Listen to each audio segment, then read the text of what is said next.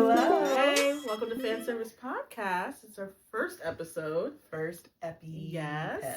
Welcome to the fandom. My name's Adia. And I'm Daio. Yeah. We are friends, roommates, sisters in K-pop, K-drama. Enjoying like the wonderful world of what these amazing people give us.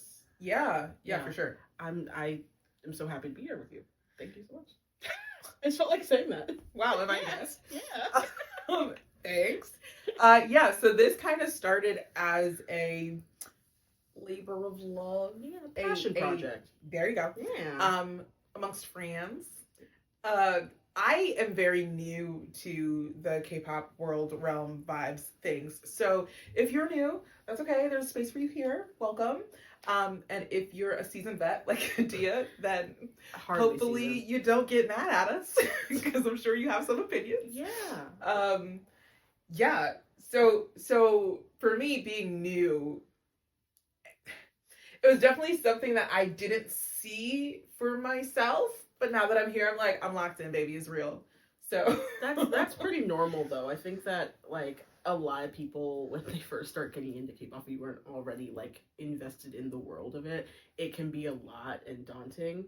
So I never really had the idea of like the people around me were gonna also be really into it the way that I was. Because there's a lot to learn. Like there's fits, there's names, there's groups, there's like just general Korean culture stuff that you have to know. There's like, it's just so much. It's a lot for two black girls from New much. Jersey to ingest. But here we are. We're here to ingest it, connect, connect with all of you about it. But yeah, it's gonna be.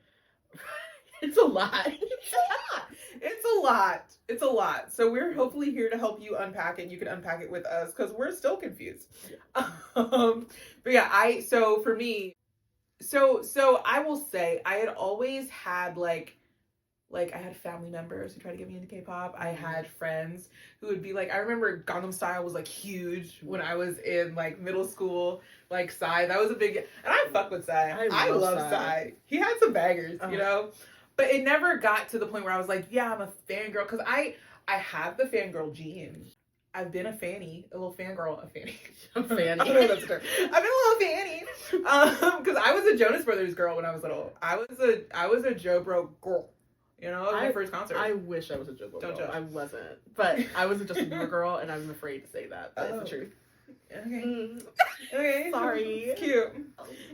Cute. But so I liked groups, you know. Mm-hmm. I've decorated my room before for a musical artist. Yeah. But it's not the same as K-pop is just so well thought out and like organized, and their fans are so organized. Like it's a completely different monster. It's a structure that when I got into it, I was in high school, and my mutual friends were really like deep into like, this was during like, there are multiple generations of K-pop, I guess, and this was during second gen. So there was a lot of like color and vibrance and visuals, and I was like, I don't know what this is, but I watched one video and I was like, okay, I get it, I'm in. And it took me a minute. Like I was like, oh, okay, and once I the visuals are real, because I feel like that's something that America doesn't like really focus on hard. No. And the visual will have me fucked up every time. Yes. Like a visual,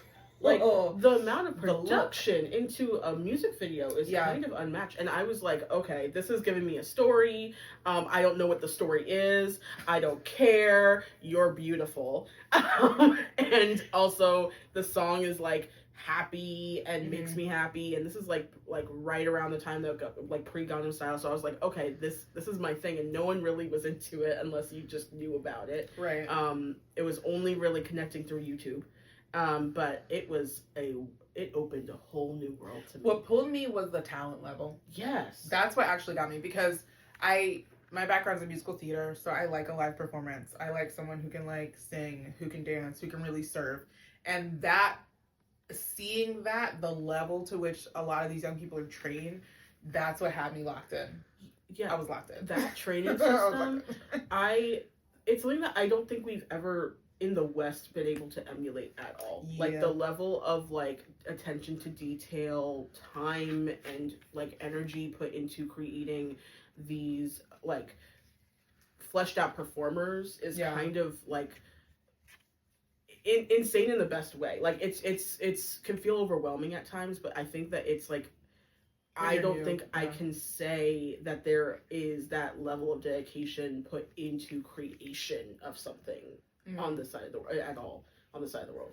Yeah. It's very, very interesting to me. So I was indoctrinated into K-pop. I feel like that's a strong word. By my friend Adia. No, she did, because I didn't know what was going to happen to me. I didn't know that this meant that random Korean men were going to end up being my screensaver. I didn't know that that's how this works, right? So this was a process that I didn't understand what was happening.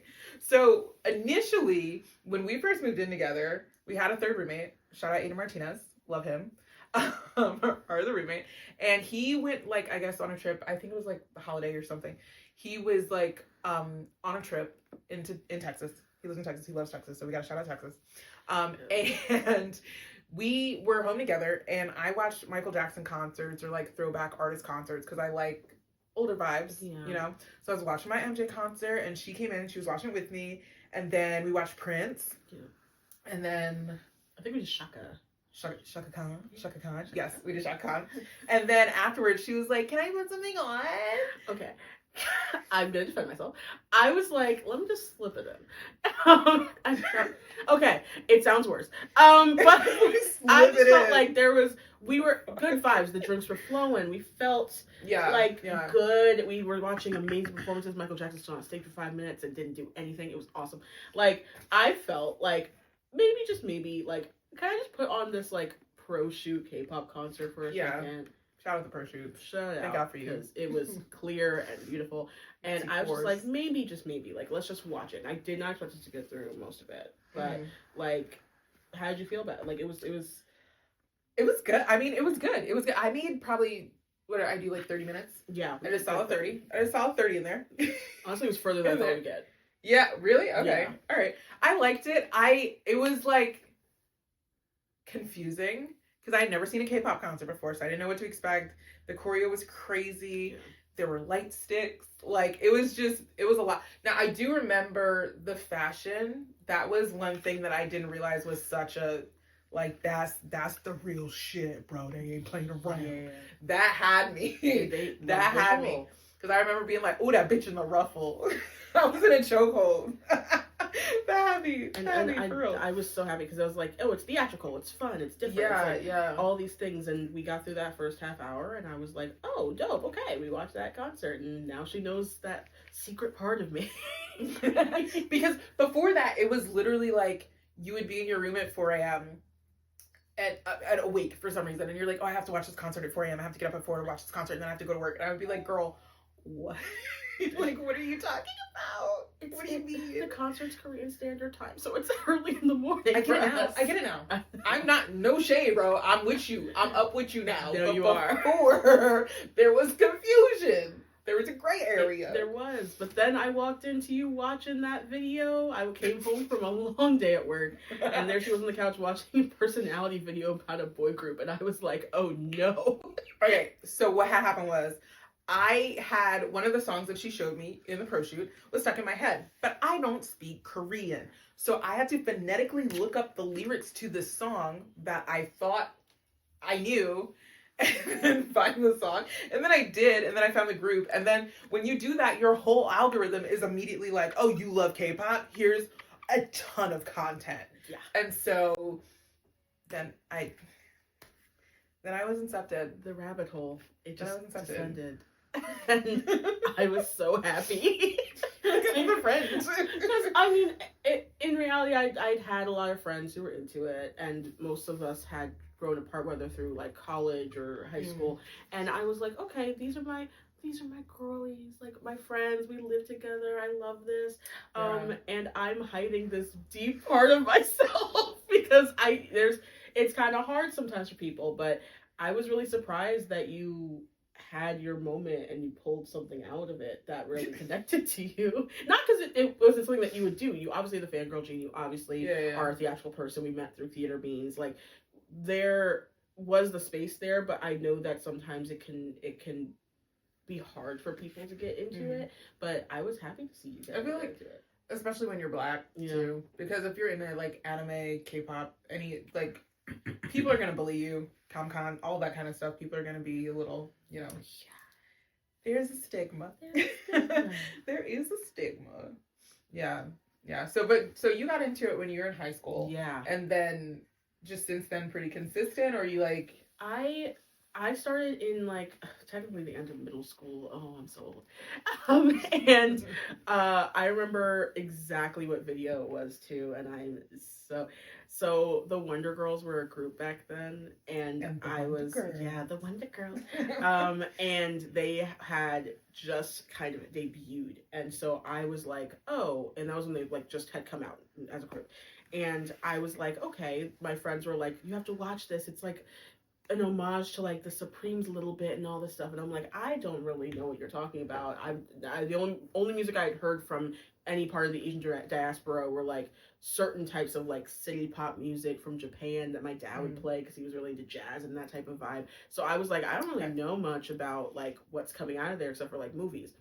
And so I was like, okay, sure, let me sit down and watch this video on YouTube back when you had to log in on a desktop, and I was obsessed. You're aging yourself with this information. I'm not. It wasn't that long ago, guys. I know. But no, I sat there and I was like, okay, this is cool, and the visuals were gorgeous. Mm-hmm. I was like, okay, and at that point, I was like deep in my Beyonce, Katy Perry bag of like pop people. So I was like, okay, this is different. I like this, and I didn't understand a word they were saying except for nobody. But I was like, this is cool.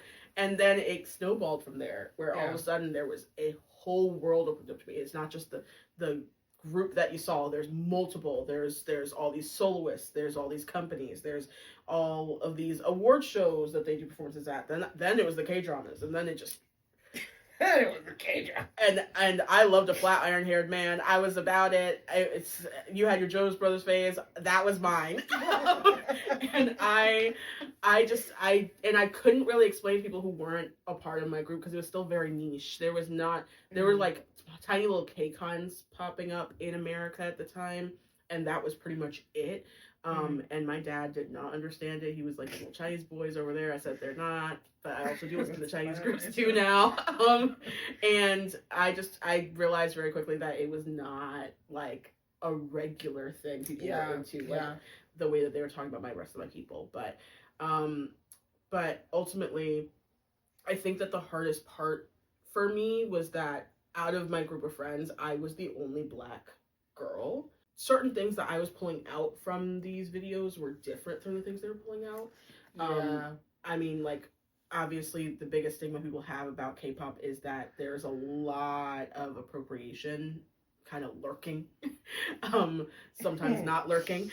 Sometimes very prevalent. And I don't know if I ever, and I had been used to that obviously from Western music too, because it's a fact, not an opinion, that Black culture is the blueprint. Yeah. Fight me. You will lose. Okay. But it was hard because, like, versus kind of the way that it has kind of been broadcast for other music means, I was watching these videos with this, like, K-pop group, whether boy or girl, and they were wearing do-rags and had grills in, and we're talking about ops like they had opposition. I was like, okay, what are we talking about? And that was weird for me, and I didn't know how to voice that to people in my friend group at all. I feel like because Korea is such a homogenous society, and like also they are still growing their music industry, their pop industry, their industry, like all of it is growing because of imperialism. Taboo word. But because of that, it's like I get why they do pull a lot of their influences, especially when it comes to music, from Western society, because when you see, now let's be so for real, like Japan has the second largest music market in the world. Right? So coming off of that, even though they're a huge music market, America and, westernized society, America, the UK, gets so much more interaction. So I think they're like, okay, well, if people are interacting with this, let's pull from that and see what we can use. And because so much of American culture comes from Black people, so much of UK culture comes from Black people, they're like, well, I guess that's what we'll use. And I think without understanding the nuances of it, there's a lot of a lot that just gets kind of lost in translation as far as like why we're wearing grills and why we sag and why we have the do-rags. Like, why is it there? And I think it was hard because like the spaces created at the time, especially and even now, weren't very sensitive to the Black audience. And a lot of these, especially in K-pop, the audience is predominantly female, or feminine leaning at least. And so you end up having, things that you want to discuss and talk about, and while you still love it, obviously, the only reason that you critique is out of a place of, I enjoy this, I indulge in it, I connect with these artists, and it's just something that is always there to kind of remind me of the fact that there's this little thing there that gives me an odd feeling at times, and you don't know how to best voice that in those spaces, and they didn't really create them for everybody. And over time, it definitely has grown and changed. There's a lot more like Black, minority-based, like size and queer spaces that have opened up in the last few years, but it still feels a bit isolating at times for them because a large portion of K-pop is kind of built within the package the industry creates, and the fans kind of trickle in with that ideal. But I also think that with the growth of people's awareness and understanding, there is space for that growth within every aspect of it, and it has started to show its head a bit more, which makes me happy. Yeah. And I think there's certain idols too who are safer for different people, which is nice to see them actively creating a space for their fans that is inclusive. So that's always cool. So I guess idols is one of our like keywords that you're gonna hear a lot. You're gonna hear some interesting words you've probably never heard of or are confusing to hear in this way. It's interesting little slang words we're gonna throw out there. So we should probably explain those. So idols, to become a K-pop artist, you have to debut, and once you debut, you're an idol, and idols are basically they're the members of a group or not, or they are in a drama, but they kind of every idol usually tends to have somewhat of their own following. It's kind of, the phrasing is sometimes off-putting to people because it's like, oh, they're called literally idols, but it comes with a bit of a connotation. Once upon a time when these groups started all debuting, and there's kind of a lot of eyes on these people, and so they have a lot of like pressures to be kind of at their best. So that is kind of part of the reason that they're called idols. They are just K-pop groups and people, but that idol is kind of the go-to word when you're speaking of an individual who is part of that industry. Idol, there's biases. So in a group, there's multiple members, and the one that may be your favorite or may stand out to you or may just be the cutest, that can be your bias, or the one that you like the most, basically. The one you go to. And the one who keeps like piquing your interest and making it hard for you to keep your eye on your bias, that's your bias wrecker.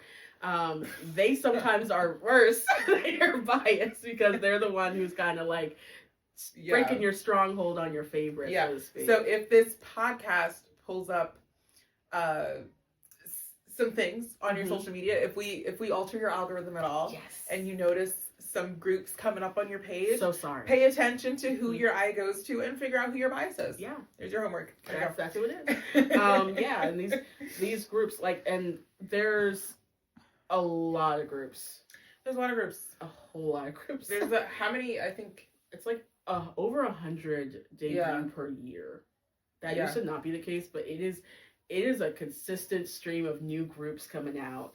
And usually they range in terms of members from like 3 members all the way to like 24.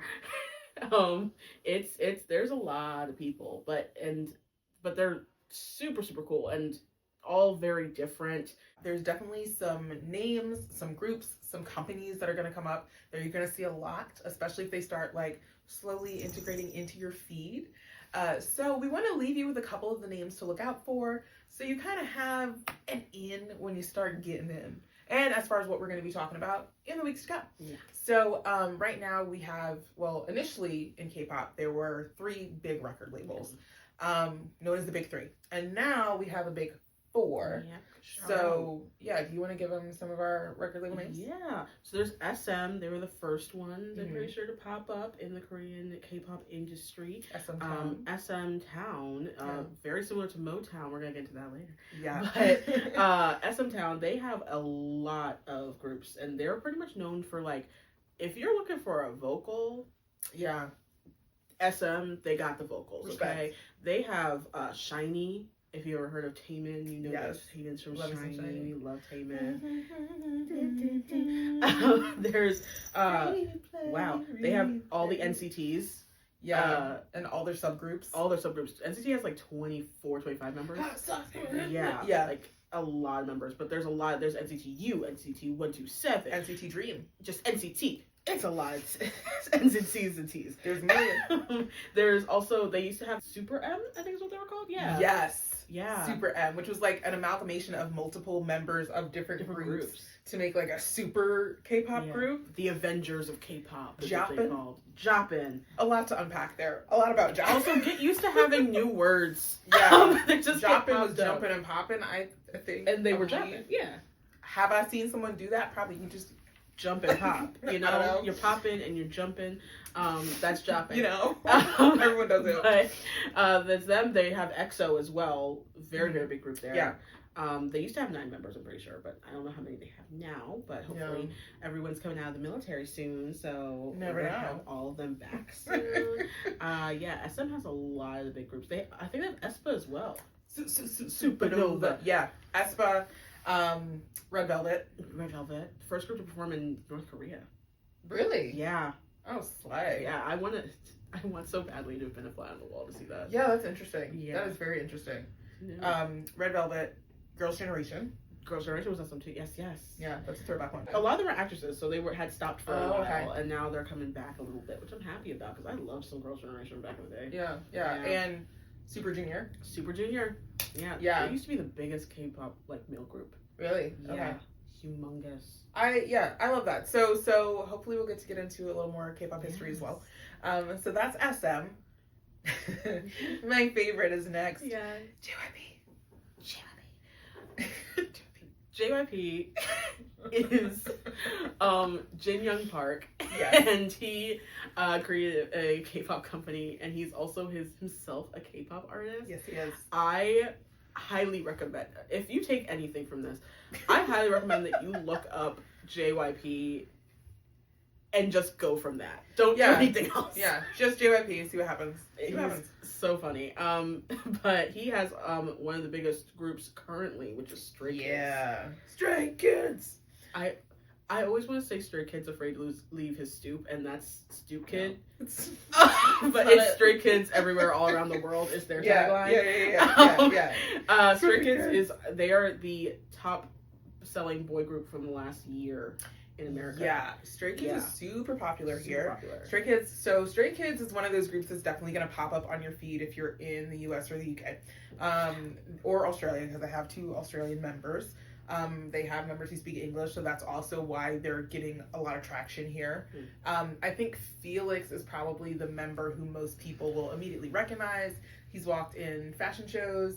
He's just a looker. Yeah. I don't know what you want me to say. Dude's gorgeous, deep voice. Yeah. I think when you look up K-pop, he's the first picture that shows up. Which is so funny. Okay. They also have Twice. Yeah. Who I love. They're like a girl next door cutesy concept, and I love that for them. Yeah. They are super, super cool. They also came together from a TV show, which Stray Kids did too. Get used to that too. There are a lot of groups that get like created on TV shows where people get to vote for who gets to debut, and that's super cool. But Twice, they had a big moment too. They're pretty big here in the West as well. Yeah. They sold out a lot of big stadium tours here. Like, they're really, really cool. I like them.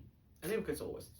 And that's key. That is key. That is an important thing to know. Yeah. They also have ITZY. ITZY. I do love ITZY.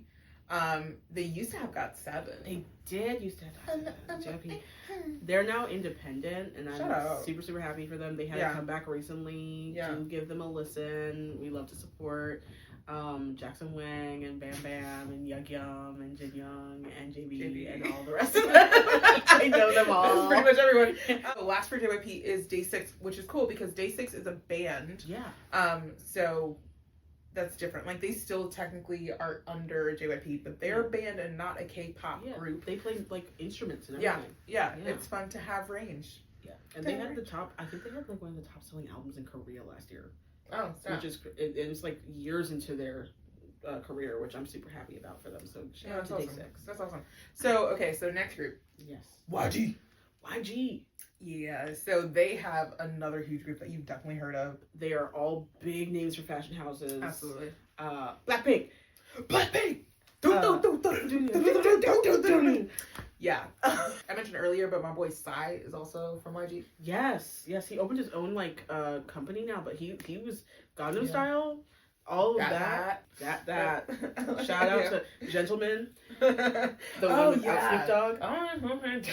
Yeah, that was a jammer too. I love that song. Absolutely. Yeah. Psy, come back again. We miss you. We miss you, Psy. Where you at? Where you at, Psy? We got a podcast. You can come on. They also YG.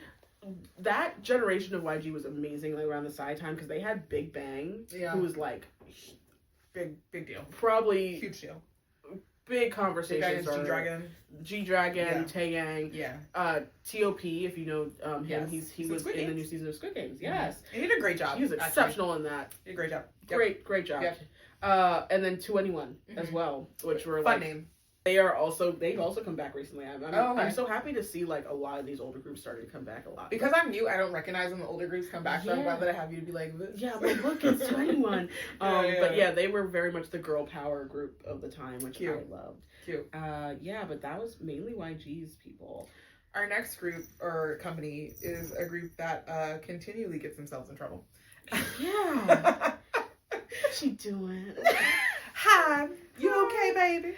Hybe is like that little sister you got who like sneaks out the house. You know, you're the youngest sister. So I am, but okay. But here's the thing: she's also the favorite. She's fun. She's different. She likes to like break the mold. Yeah. But she also will get everyone else in trouble. Because she's just like, I want to be free and dance, and they're like, yeah, but the problem is we can't sneak out past curfew. Now, true shit, we cannot talk that much because Hybe, from what I understand, does pay the best. Yeah, they have. I'm pretty sure they won an award for like the best place to work. Yeah, so there's something to definitely be said for that. But Hybe is also one of those companies that is always going to have a scandal popping off. Yeah. There's always going to be tea. They're going to keep you interested. They're going to keep you informed. They're going to keep you engaged. Yeah, and they all do. But like Hybe has had an interesting year, especially to say this year especially. They had a moment. It's been a Hybe year. They had a moment. But I love their groups, and I feel like they had a moment. We'll start here because I feel like they had their biggest moment. Yeah. Because of a group called New Jeans. Yeah. Now NJZ, I think, is what they're going to be redebuting as. And then we'll see. I think that whole situation there was very complicated and overwhelming for everyone involved. I think that the only people who really were discredited the most in that entire situation were the artists themselves. And I want the adults to step away for a second. Yeah. Give those girls a moment because they're good, okay? What's your ETA? What's your ETA? And what's the ETA? Came on every fucking YouTube commercial. Every commercial. Oh, it was so good though. Yeah, Hybe as an actual entity though really got its footing. They were not originally part of the big three. Yeah, they were a latecomer. They started as a small company called Big Hit Entertainment that had one tiny, ginormous like group that may have made them what they are. And it's I don't know if you ever heard of them. BTS paved the way. BTS. But I'm trying to tell you done. BTS. If you've ever heard of K-pop. You probably heard of BTS.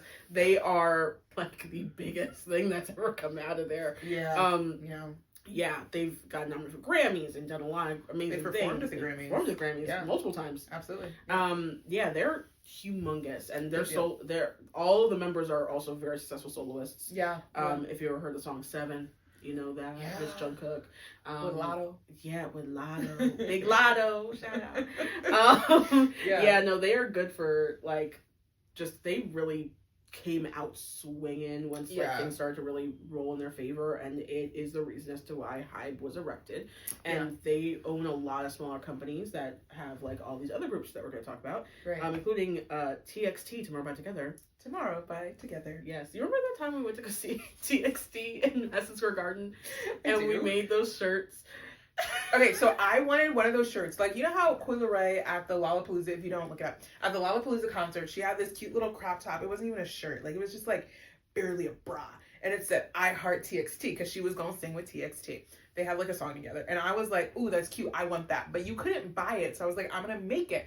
And I wanted to make the heart blue because every concert, you'll find out, has, like, tour colors and a vibe for the concert. So I wanted my blue I Heart TXT shirt. And so we painted it, like all of us painted it who were going to the concert. And like this old black man, so like we get off the train and this old black guy stops us and he's like, who y'all text?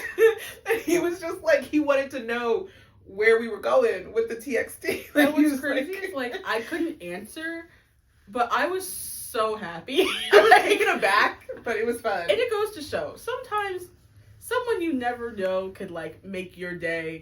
We're still talking about that man. It's been almost a year. We're still talking about this man. Regularly. I think about him daily. Yeah, I hope he's doing well. Shout out to that man. I hope you're watching. I hope this finds you. But yes, TXT, they are like a 5-member group as well. They're really, really popular. They did Lollapalooza. They did. They They're really big. And Hyphen. Yeah, I love it. Hyphen. Yeah, I love them. They're cool. Stan. They're suave. Yeah, they have a vibe. They have a vibe. Their whole concept is like being vampires. Yeah.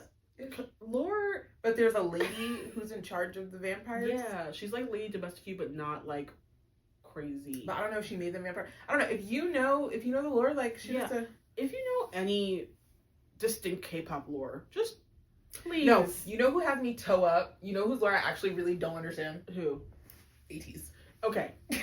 We're jumping ahead. But I just we gotta mention, ATEEZ is not part of Hybe. They're part of KQ. Yes. ATEEZ is smaller label. Is having a big, huge moment now. We have to have this moment really quickly. Yeah. ATEEZ's entire concept is like cyberpunk pirates in a different dimension in the future, sort of kind of like Mad Max, but like on a ship. Mm-hmm. But then sometimes like we're in Mexico getting money making purse. I love it. Someone please explain it to me. I have seen them once and they were amazing. Email, but I love them down. I just don't understand the lore. No, and I'm not mad about it. No, because it's always good. I don't care. I follow along. I just don't know what the actual like written word is. What is the word? What is the written word? The word of our Lord. What is the law? Someone please let me know. So jumping back to Hybe, we said New Jeans, TXT, BTS, obviously, and Hyphen. They also have acquired 17.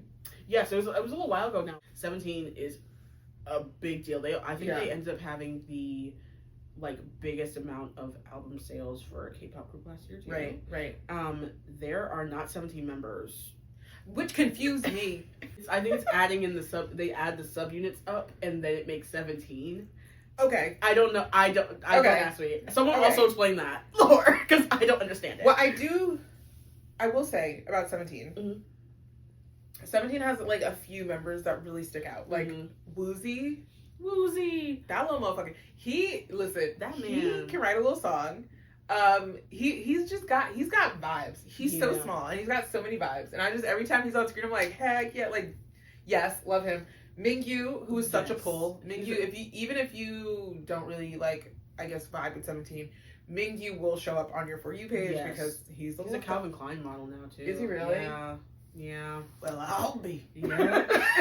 There's Hoshi, who's like their performance captain, sort of, kind of. Yeah, he's super, super good. He's fun.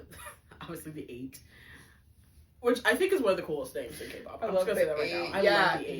Yeah.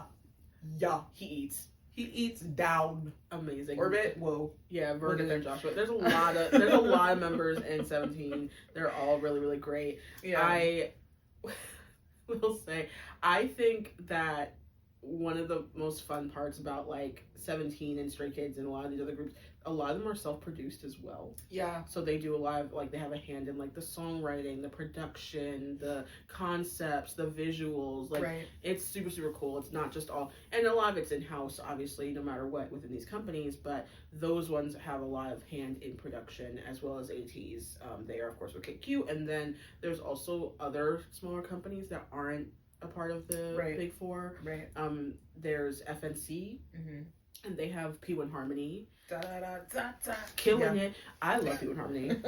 I love Kehoe. I also love Kehoe. Shout out Kehoe. He's not, for the record, he is not my bias, but he has so much personality that I'm like, he's one of those people who just like gives content. You know what I mean? He just is a content maker naturally because he's so interesting that you just want to watch him. Yeah. Which I love. I love when there's a member like that in a K-pop group because they always give like, it's part of their job to create content, you know, to get people to engage. So when you have someone who doesn't make it feel like it's part of their job, it's always so good because he's just like naturally, he chat. He chat, and I like that. I love it because K-pop also as an industry and an entity is really good at making memeable content.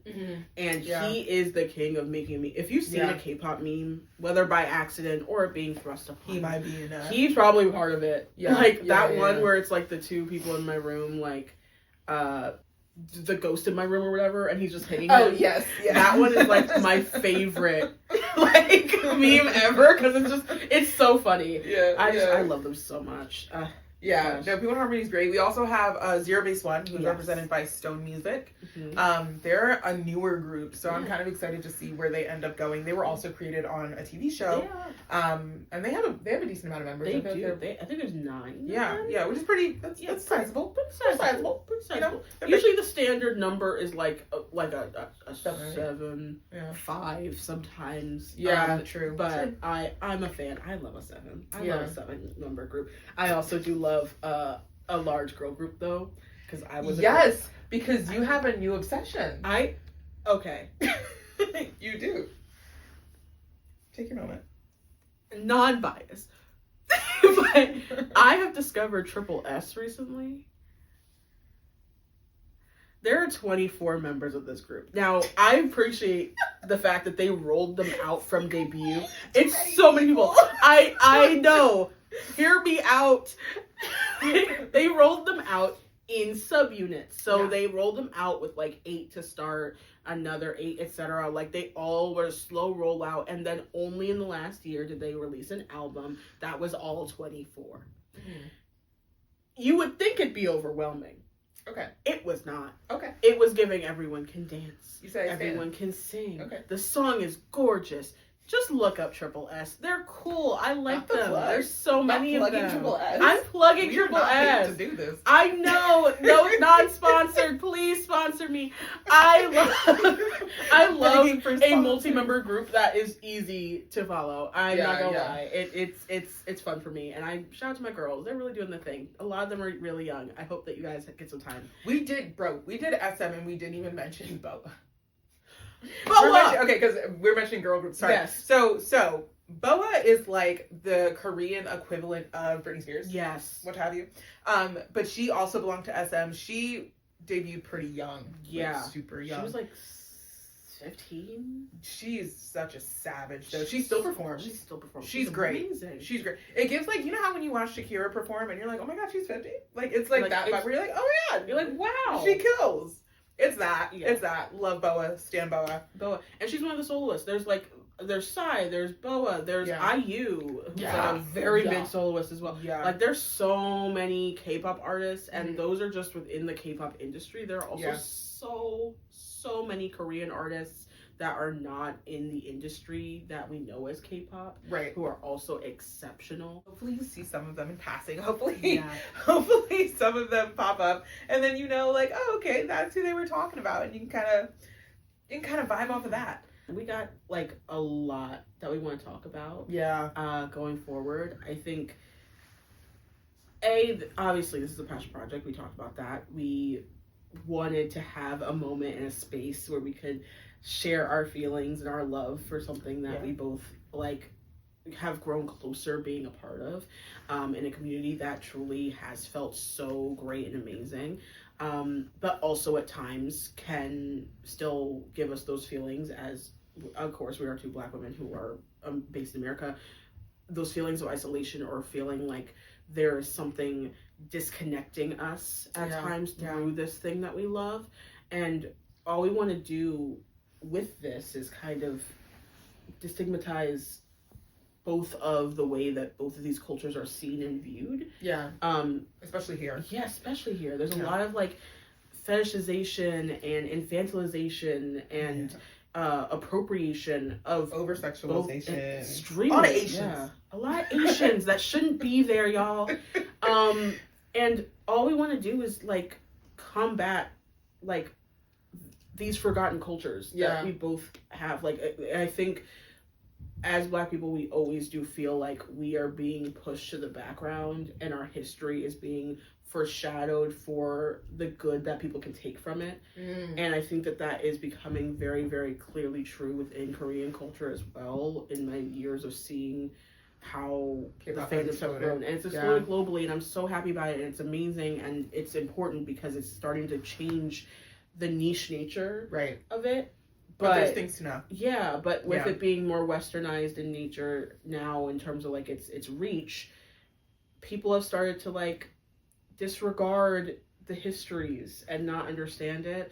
And a lot of the reason as to why like the things that are a bit like sensitive and off kilter within this industry that is very young has to do with the fact that A, it's a homogenous society, and B, they have a history of also being heavily imperialized and their culture stolen from them, their language stolen from them. Yeah.